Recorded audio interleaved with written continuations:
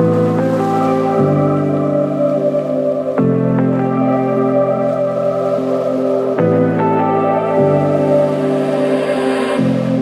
there, thanks for joining me for this on-demand session at EDUCAUSE 2020. Wherever you're tuning in from, I hope that you're staying safe and healthy. My name is Vincent Fu, and it's my honor to speak with Adobe at EDUCAUSE this year. As a student perspective, I hope to share ideas and inspiration to help educators and administrators explore new boundaries in the way we teach and learn. Just as Doctors Without Borders revolutionized medical humanitarianism, I'd like to share how digital literacy and medicine fit together to create doctors who will revolutionize today's boundaries in healthcare.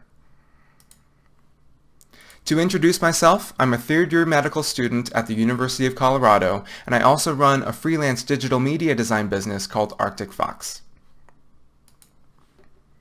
Like most people, at this point you might have some questions that come to mind. So I'd like, if I may, to address some frequently asked questions about medical school and my life, in a segment I'm calling Preemptive Pleasantries. So, how is medical school going? I take a lot of selfies, and honestly, it's been pretty great. I'm in the thick of third year now, and almost done with my pediatrics rotation. Also, here's a friendly reminder to get your flu shot this year if you haven't already. Do I just study all the time? Well, most days. Other days I do get to get out and play. I try to enjoy the mountains in Colorado whenever I get a chance. And now that I'm in third year rotations, I definitely am in clinic and studying most of the time. What's my social life like? I mean it when I say I have so much fun with this group of future doctors. Everyone at CU is amazing.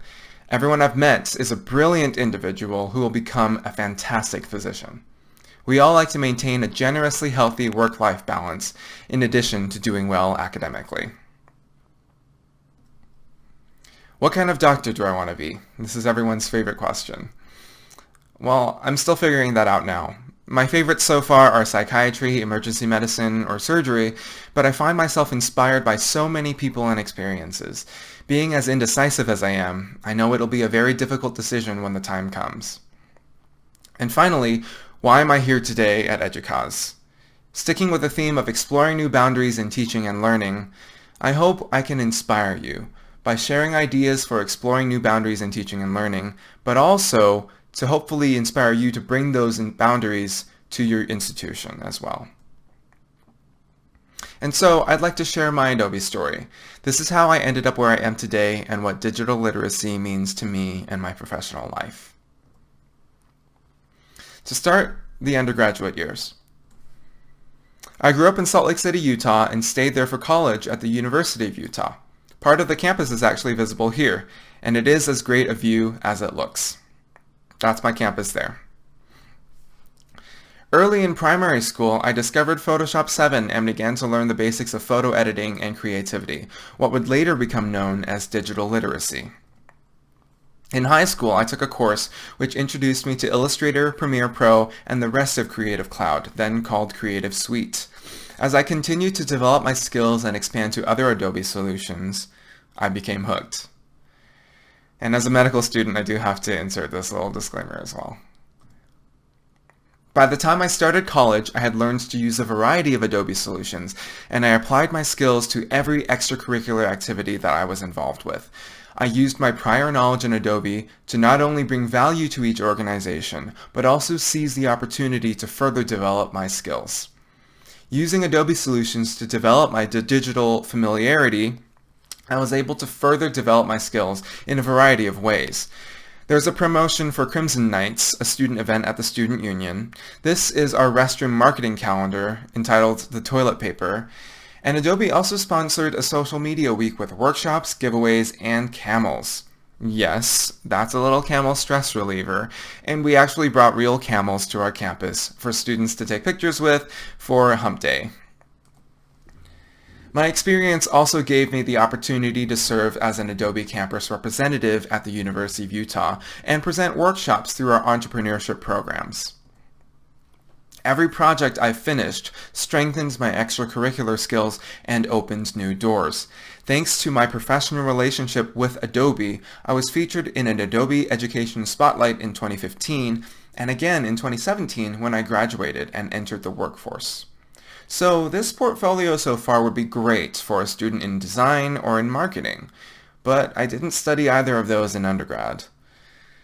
In my hand here is an Honors Bachelor's of Science degree in biology. So it seems that everything I've told you so far has nothing to do with my degree. So what's the connection to digital literacy? Well, over the past couple of years, I've found that the key lies not in what specifically I've been creating, but in the way of thinking that I've been trained to have through being creative.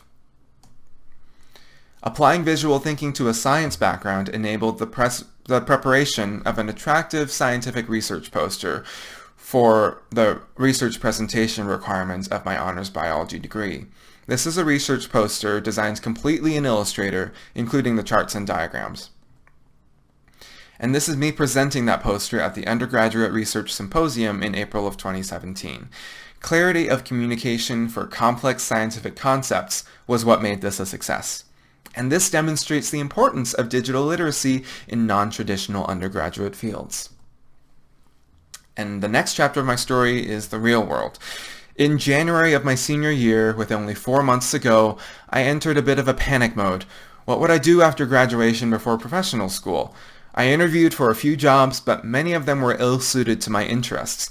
I didn't want to work in a lab, which a biology degree more or less pigeonholes me into if I didn't take any other steps. And so, what do I do with my life?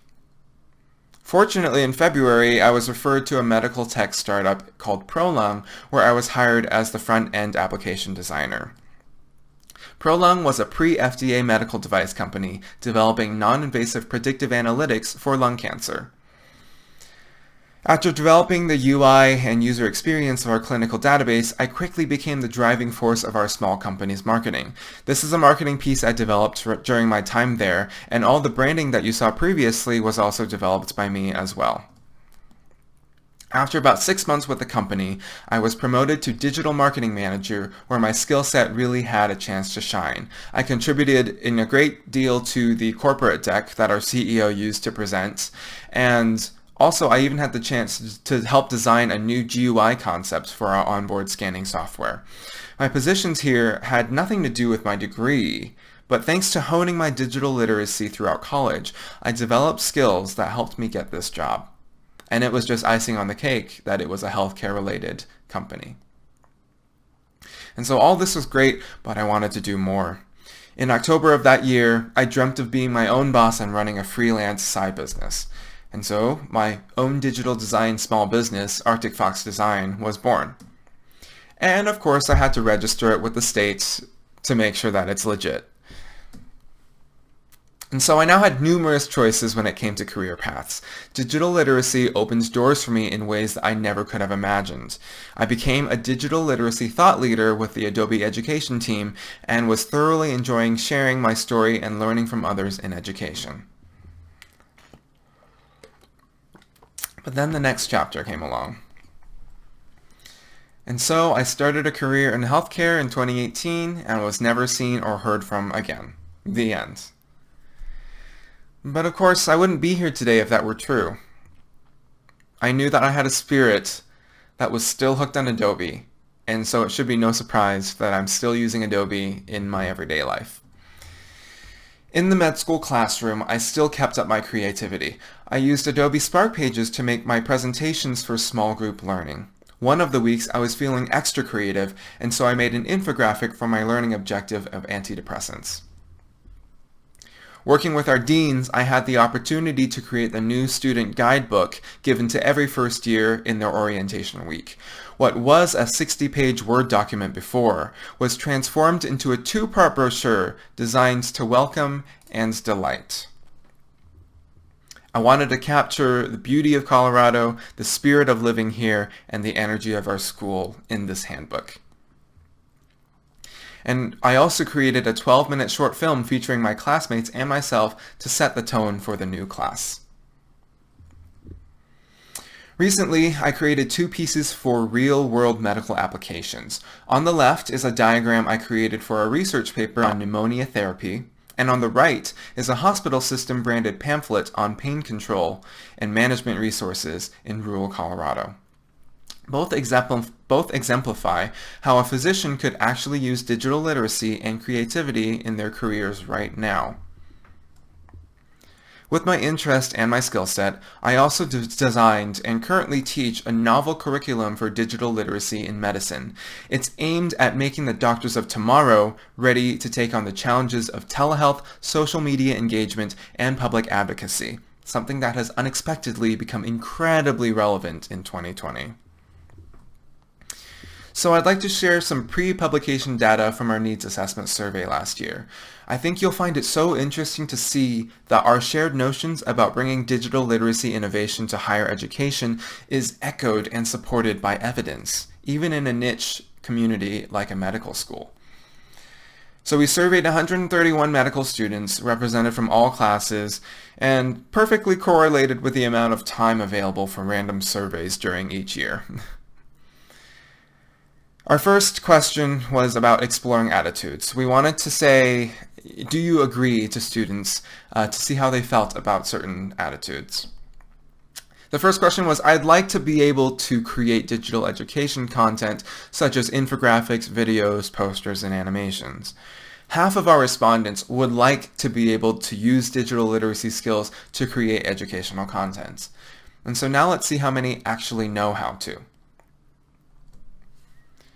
More than half of our respondents don't know how to create digital content, and only 1 in 5 say they comfortably do know.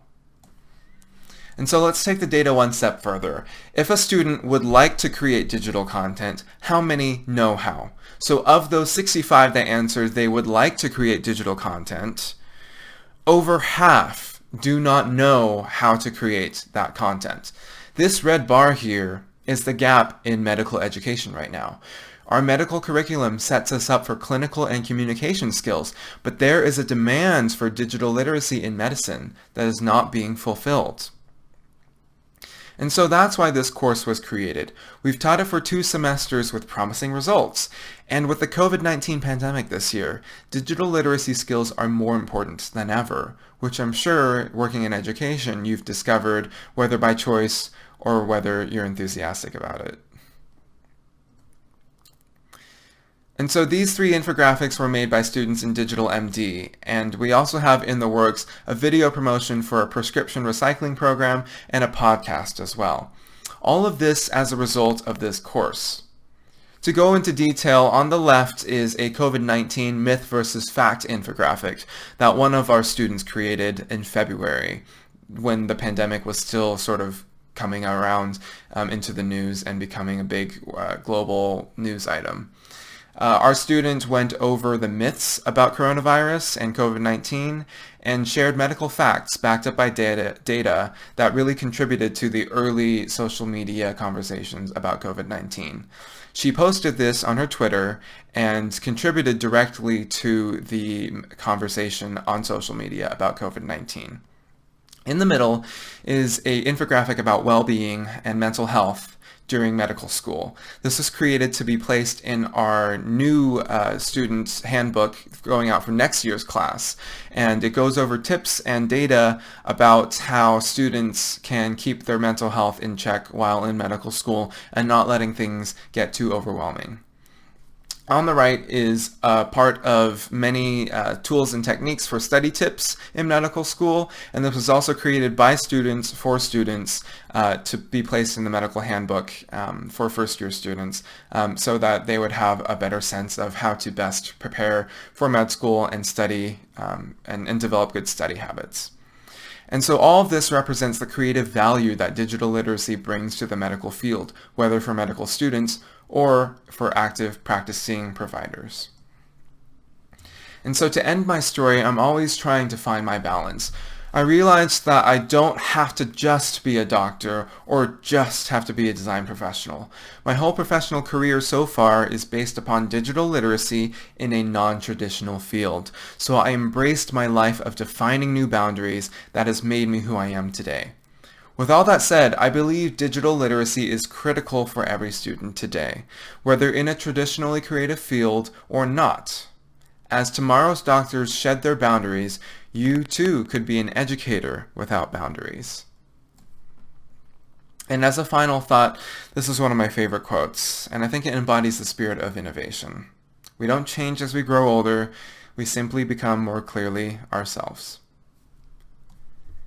And so thank you for your attention. I'd love to connect. All my contact information is shown here.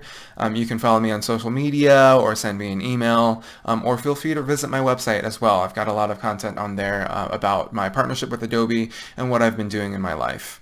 I'd love to continue the conversation, so if you're an educator and would love to share ideas with me or ask about digital MD or look into my curriculum design a little bit more deeply, I'd love to share that with you and continue the conversation over the internet.